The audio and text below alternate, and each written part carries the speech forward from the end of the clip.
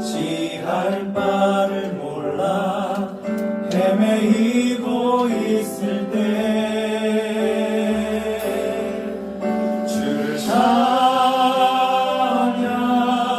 손을 들고 찬양 전쟁은 나에게 속한 것 아니니 주를 찬양 손을 들고 찬양 전쟁은 하나님께 속한 것이니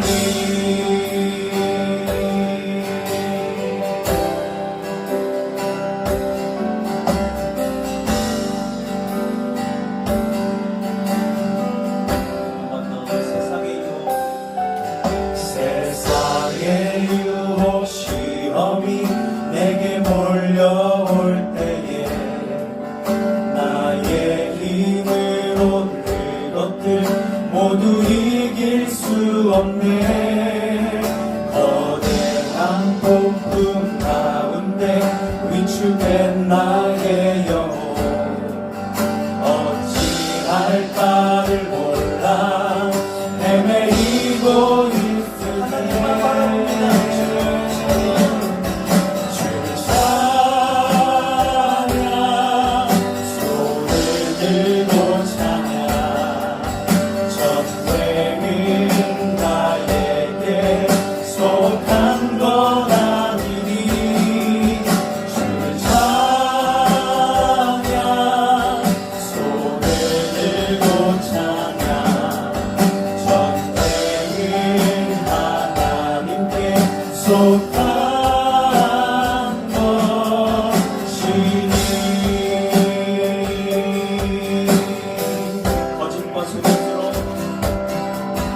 거짓과 속임수로 가득 찬 세상에서 어디로 갈지 몰라 머뭇거리고 있네.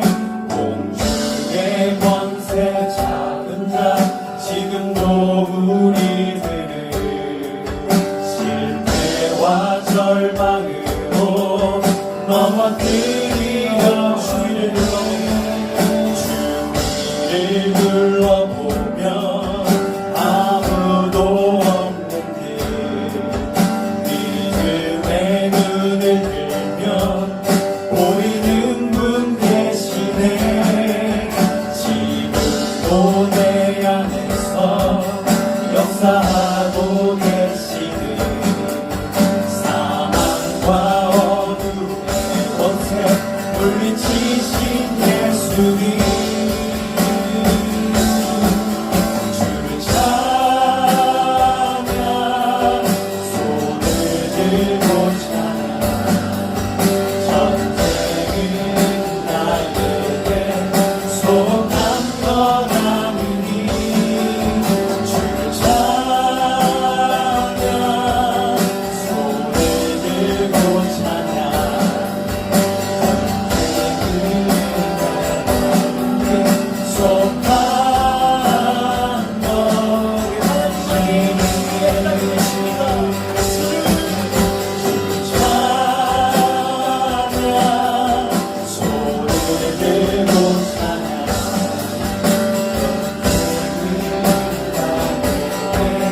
속한 것 아니니 찬양 손을 들고 찬양 전쟁은 하나님께 속한 것이니 주를 찬양 손을 들고 찬양 전쟁은 나에게 속한 것 아니니 주를 찬양 손을 들고 찬양 전쟁은 하나님께 속한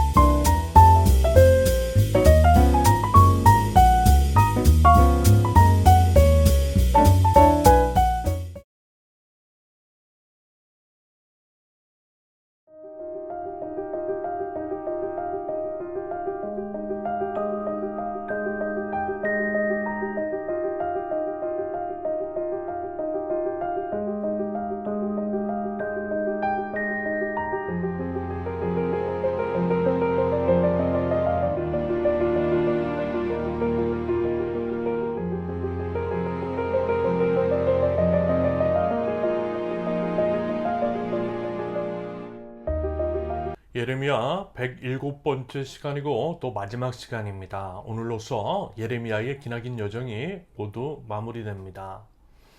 예레미야 선지자를 통한 하나님의 심판과 징계의 메시지. 그 심판과 징계는 남유다를 비롯 주변 나라들, 예를 들면 이집트, 모압과 암몬, 블레셋 등으로 이어졌고, 심지어는 그들을 심판하는 도구로 사용되었던 바빌로니아도 예외는 아니었다라고 했습니다. 이것을 통해 공평하시고 차별이 없으신 하나님은 은혜와 사랑은 물론이고 심판과 징계도 똑같이 내리신다라고 했어요. 하나님은 참으로 하나님을 경외하고 하나님을 존중하는 자들을 존중히 여겨주시고, 하나님을 멸시하는 자, 하나님을 인정하지 않고 교만한 자를 경멸하시며 심판과 징계를 내리십니다. 어느 누구에게도 예외가 없는 동일한 원칙인 거죠. 예레미야 나눔을 통해 다시 한번 그 점을 확인할 수가 있었습니다. 한편 예레미야의 내용은 이랬습니다. 대상으로 보면 남유다에 관한 이야기가 먼저 나오고 있고요. 주변 나라들 그리고 이제 바빌로니아에 관한 내용이 예레미야의 거의 종반부의 일부, 그러면서 이제 예레미야 51장까지 등장합니다. 그러고 나서 마지막으로 한 번 더 마지막 장인 예레미야 52장을 통해 하나님께서 예레미야를 통해 경고하셨던 그 심판 그대로 예루살렘 성은 함락이 되고 왕과 백성들이 포로로 잡혀가는 그 비참한 상황에 대한 진술로 예레미야 총 52장이 모두 마무리됩니다. 하나님은 말씀하시고 말씀하신 그대로 행하시더라는 거죠. 하나님은요, 빈말이나 거짓말을 하는 분이 아니십니다. 그래서요, 경고하신 말씀대로 행하셨어요. 그 사이에 이제 만약에 회개를 했더라면 역사는 바뀌었을 수 있겠지만, 안타깝게도 만약이라고 하는 것은 없었습니다. 그들은 분명 돌이키고 살아날 기회를 주셨음에도 불구하고 그것들을 이제 저버리고 무서운 심판을 당했어요. 여러분, 우리는요, 제발 하나님께서 기회 주셨을 때 그 기회를 붙잡을 줄 아는 지혜로운 하나님 나라 백성들이 되실 수 있기를 바랍니다. 그거 보라고요? 우리는 그러지 말라고 이 말씀을 주신 것입니다. 내용면에서는 아무래도 이런 메시지가 주를 이루었습니다. 먼저는 타락과 부패가 가득한 남유다. 그래서 돌이킬 수 없는 상황에 치달은 남유다 왕국에 대해서 회개를 촉구하는 내용입니다. 이래서는 안 된다라는 것이겠죠. 회개하고 돌이키지 않으면 망한다라는 것입니다. 하나님의 무서운 심판과 징계가 임하기 전에 돌이키라는 권면이었어요. 그런데 여러분, 사람들이 말을 듣던가요? 아니요, 듣지 않아요. 무시했어요. 앞서 말씀을 드렸듯이 회개할 기회를 저버렸습니다. 보니까요, 사람은 본디 자신이 듣고 싶은 것을 듣고 보고 싶은 것을 보기 마련입니다. 사람은 누구나 잘 된다라고 하는 이야기를 듣고 싶지 망할 것이라는 이야기, 쓴소리를 듣고 싶어 하지는 않아요. 귀찮아하고 싫어하고 강하게 반발하며 거부합니다. 교회에서도 보면요, 정확하게 그래요. 복 빌어주는 이야기, 위로가 되는 이야기, 귀에 달게 느껴지는 이야기를 더 좋아합니다. 요즘 사회 상황을 고려해서 생각을 해보면 사실 이해가 되는 면도 없지는 않아요. 왜냐하면 안 좋잖아요. 안 그래도 세상 사는 거 복잡하잖아요. 말이 안 되는 일들, 힘든 것들이 넘쳐나잖아요. 그러니 교회에서만이라도 그런 얘기 안 듣고 싶죠. 대신 좋은 얘기 듣고 싶죠. 어려운 얘기 말고요, 쉬운 얘기, 힘내라는 얘기, 잘 될 것이라는 얘기, 복 받으라는 얘기만 듣고 싶죠. 저도 똑같은 사람, 다들 똑같은 마음입니다. 사람 마음 다 똑같더라는 거예요. 당연히 우리를 이제 사랑하시고 우리에게 힘주시기 원하시는 하나님의 마음, 자녀를 생각하시는 아버지의 마음도 다르지 않을 것이라 생각합니다. 여러분, 부모 마음 다 똑같아요. 아버지 하나님도 그러세요. 내 자식, 내 자녀가 기운나면 좋겠고, 그래서 이제 좋은 이야기, 힘이 되는 말씀을 주고 싶어 하세요. 저는 아버지 하나님의 이와 같은 마음을 결코 부인하지 않습니다. 다만 하나님의 그 마음과 중심은 그것대로, 그러면서 이제 우리가 드려야 하는 말씀은 또 다른 문제입니다. 그 둘의 구분은 필요하다라고 생각해요. 예를 들어 남유다를 향한 하나님의 태도가 그러셨잖아요. 하나님은요, 한 번도 남유다를 버리신 적이 없어요. 포기함 없는 사랑, 변함없는 은혜로 대하셨어요. 하나님의 마음은 동일했어요. 한 번도 달라진 적 없었습니다. 하지만 안 된다라는 거죠. 더 이상은 안 된다라는 것입니다. 계속해서 범죄하면 죄에서 돌이키지 않으면 안 된다라는 거예요. 예레미야를 통해서 그 말씀하신 거죠. 사랑하는 마음은 변하지 않으셨지만 모든 것에 대해서 오냐 할 수는 없으시겠다라는 것입니다. 여러분, 그래도요, 우리가 하나님 안에 있으면 괜찮아요.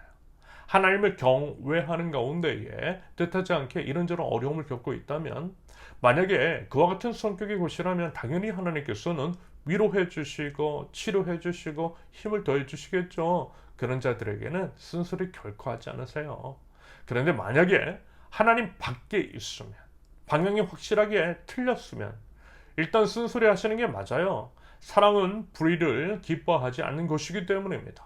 회초리를 들어서라도 돌이키도록 하는 게 맞는 거죠. 그런 맥락에서 하나님의 말씀을 이해하시는 것이 맞는 것입니다. 힘든 상황 가운데에 위로의 메시지가 아니라 쓴소리도 하실 수 있다라는 것입니다. 그러므로 우리가 이제 속한 이 사회가 만약에 하나님을 거스르는 것이 분명하다면, 그런 이유 때문에 우리가 힘듦을 겪고 있는 것이라면, 도대체 그것의 죄가 무엇인지, 그 실체가 무엇인지 제대로 아는 것이 필요하죠. 그 같은 상황 중에 쓴소리도 들어야 하는 것이 맞는 것입니다. 비록 듣기는 싫지만 일단은 왜 그러는지 알 필요가 있고, 알기 위해 듣는 것도 필요하다라는 거예요. 더불어 우리도 아프고 힘들고 고단하지만 그래도 우리에게는 하나님 계시잖아요. 여러분, 그 믿음이 있지 않아요? 게다가 우리에게는 하나님 나라 백성으로서 세상을 책임질 사명이 부여되어 있기 때문에 저도 그 책임감을 갖는 것이 맞는 것입니다. 여러분, 이런 게 있어요. 자식이 많은 집 같은 경우에는 마지가 설령 이제 잘못을 하지 않았어도 동생들이 잘못하면 마지가 혼났어요. 나라의 대통령이 욕을 얻어먹는 것은 나라의 수장이고 나라를 책임지는 사람이기 때문입니다. 설령 본인이 직접 잘못을 하지 않은 것이라 할지라도 본인이 책임지는 게 맞는 거잖아요. 군대에서 병사가 사망을 하면 상관이 책임지는 것이 맞아요. 교회에서 문제가 생기면 목사가 책임지는 게 맞는 겁니다. 그게 바로 책임지는 자의 마땅한 태도인 거죠. 지도자는 책임지라고 세운 것입니다. 여러분, 우리나라가 현재 이제 기강이 흔들리고 권위에 대해서 인정하지 않는 이유, 오히려 권위를 우습게 여기는 까닭이 무엇 때문입니까? 책임을 지라고 써놓은 자들이 책임은 지지 않고 오히려 하급자들에게 그 책임을 전가하고 있기 때문인 것이 분명히 있어요. 그런 사람을 과연 우리의 리더로, 우리 지도자로 인정할 수 있겠느냐라는 것입니다.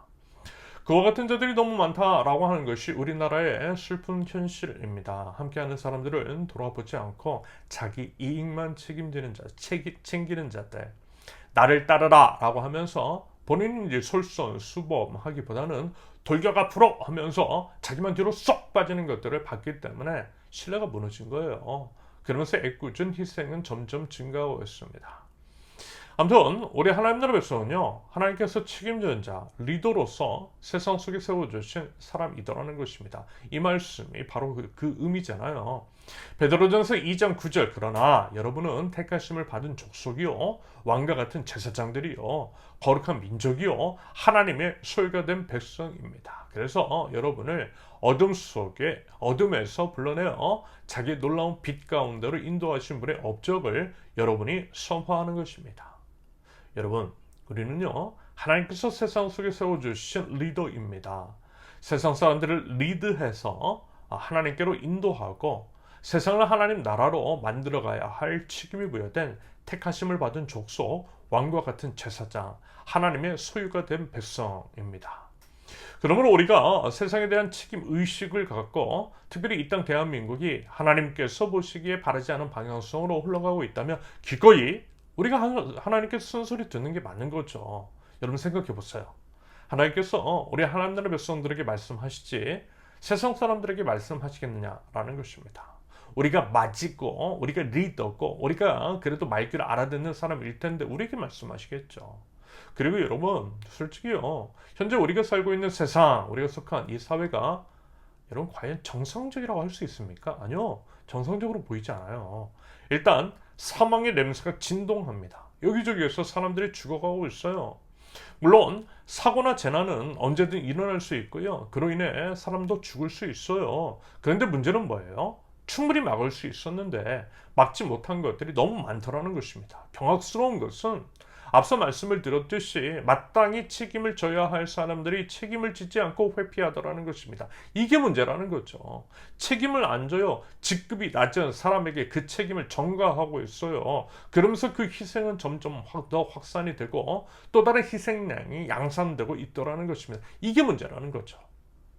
그리고 여러분 거리를 한번 돌아다녀 보세요. 빈 가게들 너무 많아요. 자영업자들 죽겠대요. 그런 사람 너무 많아요. 여러 지표들이 위험한 상황이래요. 정말 그래 보여요. 물론 이런 상황 속에서도 잘 되는 사람은 잘 돼요. 그런데 이 또한 바로 보셔야 할 것은 불평등의 문제와 연결이 될 수 있기 때문입니다. 혼자만 잘 되면 되겠느냐라는 거예요. 공생과 상생을 추구하는 게 맞는 거죠. 그리고 여러분 결국 주변이 다 죽으면요. 결국 독점하는 그 사람도 그 기업도 죽게 되어 있어요. 아무리 그래도 모든 사람이 사람다운 권리를 누리면서 살도록 해주는 것이 공동체로서의 국가의 책임일 텐데 그게 안 되고 있는 거예요. 양극화는 심해지고 그로 인한 갈등, 분열의 조짐이 커지더라는 것입니다. 여러분 갈등과 분열, 사단의 영이잖아요. 그러므로 이건 결국 영적인 문제일 수 있는 것입니다. 이런 사회의 현상 저변에 깔린 영적인 문제도 볼 수 있어야만 하는 것입니다. 아무튼 이제 제가 대학에 입학했을 당시만 하더라도 이 정도는 아니었던 것 같아요. 멀리 갈 것도 없이 2013년 제가 이제 상황에 들어갈 때만 하더라도 그랬습니다. 그런데 지금은 많이 심해졌어요. 불평등이 너무 심해졌어요. 확실히 심해진 게 맞아요. 그러면서 이제 점점 사회가 미쳐가고 있다라고 합니다. 제가 하는 얘기가 아니라 많은 분들이 그런 이야기를 해요. 신앙 없는 사람들도 그 얘기를 해요. 여러분도 보셨잖아요. 비정상적인 일들이 버젓이 일어나고 있는 것들을 말입니다. 뻔뻔하게 사람들을 기만해요. 힘으로 진실을 억누르고 있어요. 여러분 우리가 속한 사회가 이러한데 그것과는 별개로 우리는 마치 딴 세상에 살고 있고 우리는 그런 일들과 무관한 것처럼 우리들끼리만 여기가 쳤사오니 하면서 사회와 동떨어진 듣기 좋은 말만 주고받는다면 여러분 그게 과연 정상적이라 할 수 있는 것일까요? 교회 밖에서는 사람들이 죽어가고 있는데 우리는 당신은 사랑받기 위해 태어난 사람 하면서 우리끼리만 즐거우면 과연 그게 맞는 것이겠냐라는 것입니다. 여러분 군부 독재 때 민주운동 시절에 한국교회의 과오가 바로 그런 것이었잖아요. 교회는요 독재자를 찬양하고 축복하기 위해서 국가 조찬 기도회를 만들었어요. 그런 식으로 권력이 기생해서 건물을 선물로 받은 선교 단체도 있었습니다. 그때 엄청난 지원을 받고 외형을 부풀린 대형 교회들이 적지 않았어요.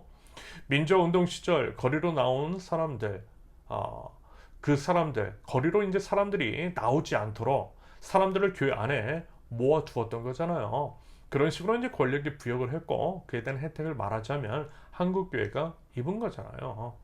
그러면서 이제 종교 분리, 즉 교회가 이제 정치에 관여해서는 안 된다라고 하는 논리를 펼치면서 한국 사회 정치, 민주화 운동에 대한 무관심을 정당화하기도 했습니다.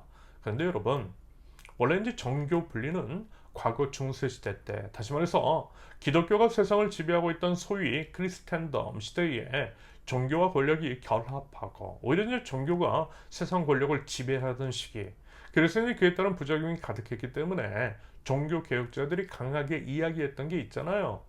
물론 정치와 종교가 분리되어야 하는 것은 맞는 것이지만 그렇다고 해서 여러분 우리가 정치에 무관심하라는 얘기는 아니라는 것입니다. 왜냐하면 하나님 나라는 모든 영역에서 이루어져야 하는 것이기 때문입니다.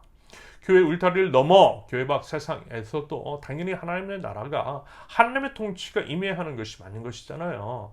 그러므로 정치에 대해서도 알아야 되는 것이고요. 주어진 시민 권리를 통해 우리가 서 있는 이곳이 하나님 나라 가치와 결이 같은 방향성 안에서 나아갈 수 있도록 하나님 나라 가치가 반영이 된 국가의 정책이 수립 시행될 수 있도록 의견을 내는 것은 당연한 것이요. 하나님 나라를 세워나가는 구체적인 방법임을 알아야 합니다.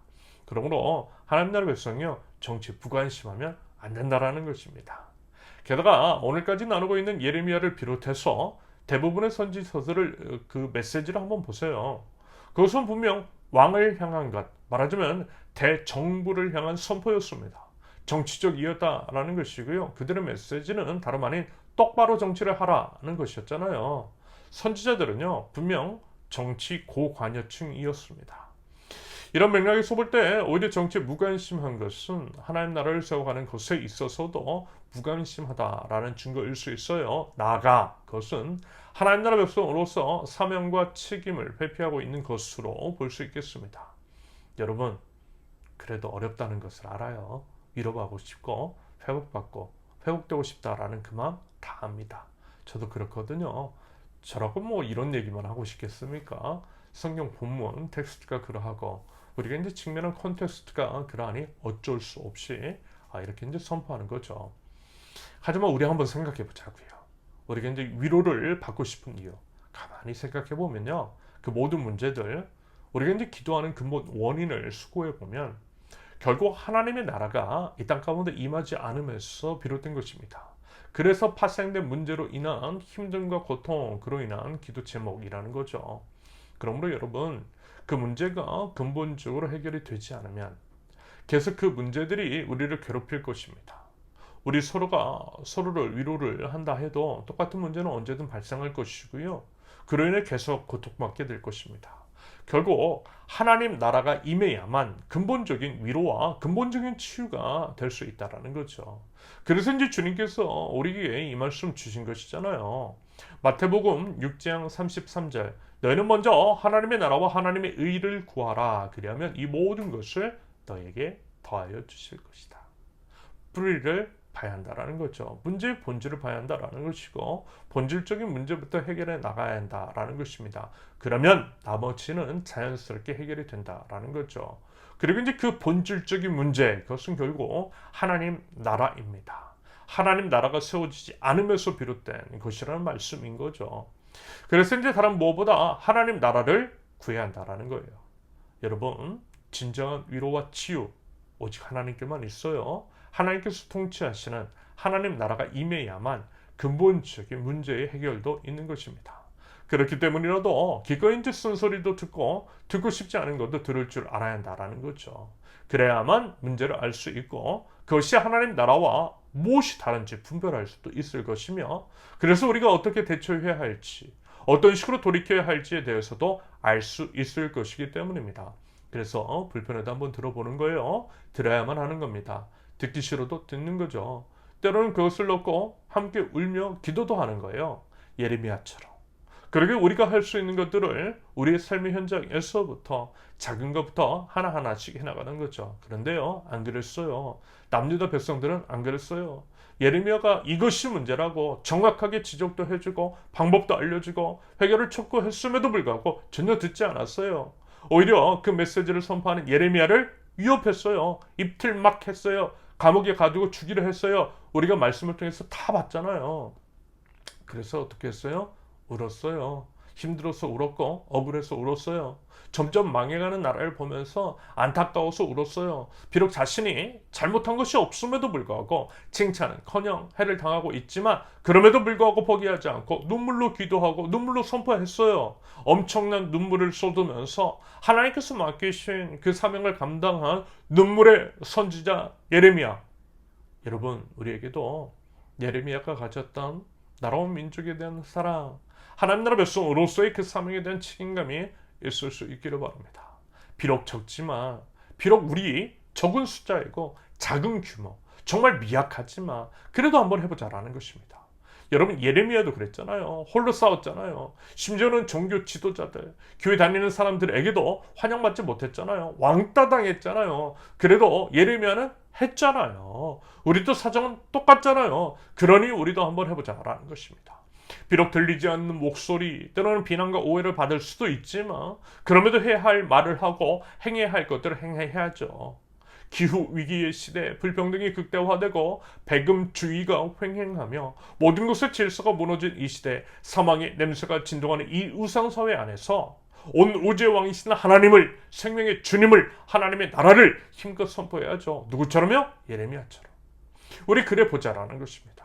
그 사명감을 가지고서 말입니다. 그런 맥락에서 하나님의 말씀을 접하고 때로는 불편한 이야기도 들을 줄 알아야 하는 거예요. 나는 아니다 라고 책임을 회피하는 것이 아니라 맞아요. 제가 죄인입니다. 라고 하나님께 용서를 구할 줄 아는 것이 진정한 하나님 나라 백성, 세상을 책임지라고 세워주신 리더로서의 마땅한 자세인 거죠. 그게 성도고 그게 교회인 거죠. 그런 하나님 나라 백성들이 있어야만 이 땅에 희망이 있는 겁니다. 예레미야는요 이렇게 마무리돼요. 오늘 함께 읽은 본문이 예레미야의 마지막 52장에서 마지막 부분 마지막 중에 마지막인데요. 성경의 전형적인 패턴을 확인할 수 있습니다. 하나님의 마음, 하나님의 본심이 무엇인지를 알 수 있는 그런 대목이 엿보여요. 그걸 한마디로 표현하면 이렇게 말씀을 드리고 싶습니다. 열린 결말, 열린 결말이에요. 이것으로 다 끝이 났다가 아니라 계속 뭔가 이어질 것 같은 뉘앙스를 풍기더라는 것입니다. 그런데 그 이어지는 것, 그게 절망적이라기보다는 희망적이라는 거죠. 희망을 꿈꾸게 하시더라는 것입니다. 뭔가를 기대하게 하시더라는 거예요. 여러분 그루터기 아시죠? 나무가 잘려나가고 땅에 박힌 뿌리만 남은 것을 그루터기라고 하는데 이미 죽은 줄로만 알았던 그 그루터기에서 뭐요? 싹이 보이더라는 거예요.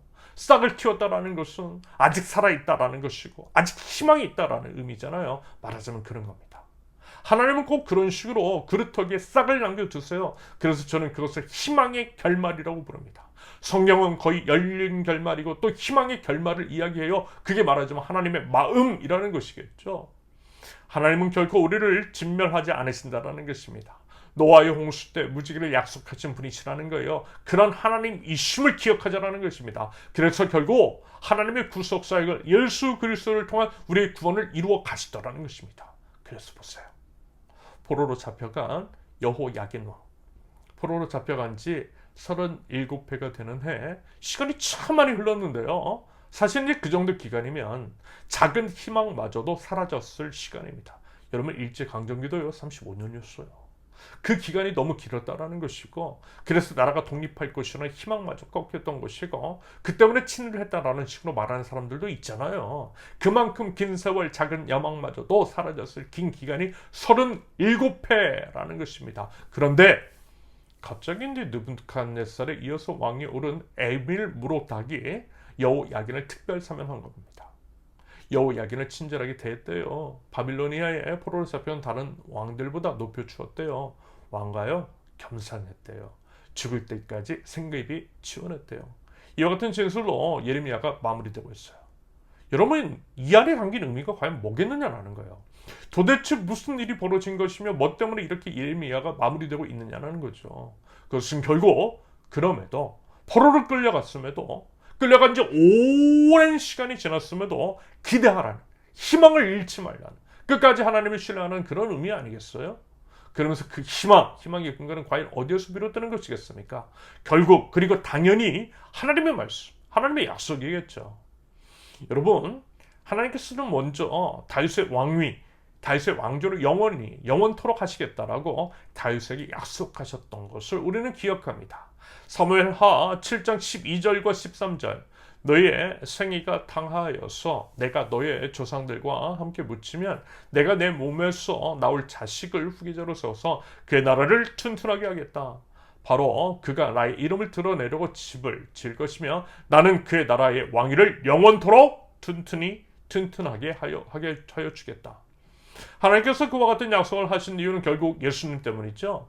다윗의 자손으로 오실 예수님 때문에 예수님의 십자가 사역을 통해 우리를 구원해 주시기 위해서 그게 바로 하나님의 우리를 향한 사랑인 것이고 그게 바로 하나님의 뜻이라는 것입니다. 하나님은 그 뜻을 이루신다고요. 유다가 무슨 이뻐서가 아니라 예수님 때문에 예수님을 통해서 이루실 그 약속 때문에 지금 이와 같은 이벤트를 벌이신 거죠. 아울러 하나님께서는 분명히 이렇게 또 약속해 주셨어요. 70년이 되면 돌아오게 하실 것이라고 말입니다. 예레미야 29장 10절 나 주가 분명히 말한다. 내가 바빌로니아에서 70년을 다 채우고 나면 내가 너희를 돌아보아 너희를 이곳으로 다시 데리고 오기로 한 나의 은혜로운 약속을 너희에게 그대로 이루어 주겠다. 당연히 또한 이스라엘을 통해 이루실 하나님의 뜻, 그 민족을 통해 보내실 예수 그리스도를 통한 구속 사역을 이루시기 위함인 것이겠죠.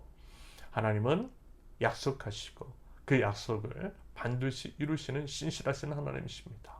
그래서 말하자면 뜬금없이 포로로 끌려간 지 37년이나 되었는데 그렇게 그 긴 시간이 흘렀고 그래서 아무런 여망이 없을 수밖에 없는 상황 속에서 여호야긴 왕이 풀려나고 생각지도 못했던 대우를 받게 되는 것으로 그렇게 열등열망, 희망을 꿈꿀 수 있는 내용으로 예레미야가 마무리되고 있는 것입니다. 여러분 그거 보시라는 거예요. 그런 하나님이심을 알라는 것입니다. 그리고 그 하나님을 신뢰하며 그 하나님께로 나아가라는 것이겠죠. 여러분 그 약속 당연히 우리에게도 해당돼요. 우리뿐만이 아니라 모든 사람에게 우리나라에도 온 열방에도 해당돼요. 하나님은 차별 없으신 분, 공평하신 하나님이시기 때문입니다. 하나님께서 그 약속을 모든 사람들에게 해주셨어요. 성령이 일관된 메시지가 그러합니다. 우리가 너무나 잘 아는 집 나간 둘째 아들의 이야기, 그를 기다리고 결국 그가 돌아왔을 때 기뻐하고 환대했던 아버지가 바로 하나님이시라는 것이고 그 아버지의 마음이 하나님의 우리 모두를 향한 심정이라는 의미입니다. 여러분 성경은 이런 메시지의 반복입니다. 계속 그 말씀하고 계세요. 언제까지요? 우리 주님 다시 오실 때까지. 아직은 기회가 남아있을 때까지. 그 전에 그 음성 듣고 회개하고 돌아오라는 하나님의 음성, 하나님의 뜻입니다. 드디어 저도 그렇고요. 우리 모두 그리고 이 나라 이민족 모든 열망이 그 음성을 듣고 아버지 하나님께로 돌아갈 수 있기를. 그래서 이 땅에 하나님의 나라가 회복이 일어날 수 있기를 바랍니다. 마지막으로 이제 그런 의미에서 이 찬양의 가사를 진지하게 묵상해 보면 좋겠어요. 십자가 그 사랑이라는 찬양이죠. 십자가 그 사랑 멀리 떠나서 무너진 나의 삶 속에 잊혀진 주 은혜, 돌 같은 내 마음 어루만지사 다시 일으켜 세우실 주를 사랑합니다. 지나간 일들을 기억하지 않고 이전에 행한 모든 일 생각지 않으리. 사막에 강물과 길을 내주는 주, 내 안에 새 일 행하실 주만 바라보리라. 주 나를 보호하시고 날 붙드시리. 나는 보배롭고 존귀한 주님의 자녀라. 굳이 이제 설명을 더 하지 않아도 되는 그런 찬양의 가사입니다. 여러분 우리요 그 하나님 신뢰하고 사랑하면 좋겠어요. 내 안에 새 일 행하실 우리 주님을. 우리는 희망을 버렸지만 주님은 희망을 버리지 않으셨고 차근차근 그 일들을 행하고 계심을 믿습니다. 그래서요 십자가를 더욱 바라보자고요. 십자가 안에 담긴 그 의미, 하나님의 그 끈질기고 포기함 없는 사랑, 자신의 생명까지 내어주신 그 사랑, 태초부터 이어진, 그래서 이제 결국 십자가를 통해 이루신 그 사랑을 주신 아버지 하나님만 바라보자라는 것입니다. 그리고 이제는요 그 주님께 우리의 마땅한 반응을 보여드릴 수 있기를, 그런 저와 여러분들 우리 세우는 교회 하나님 나라의 백성 모두 될 수 있기를 예수님의 이름으로 축원합니다. 이렇게 기도합니다. 차별이 없으시고 공평하신 하나님께서는 저희를 하나님의 형상을 따라 지으셨고 모든 사람을 존귀하게 여기시며 자신의 생명을 주시기까지 저희를 사랑하시는 아버지 하나님이신 줄로 믿습니다. 저희가 존재할 수 있고 지금 이 자리에 서 있을 수 있는 이유는 다른 그 무엇이 아니라 하나님의 그 한결같은 사랑과 은혜 때문인 줄로 믿습니다.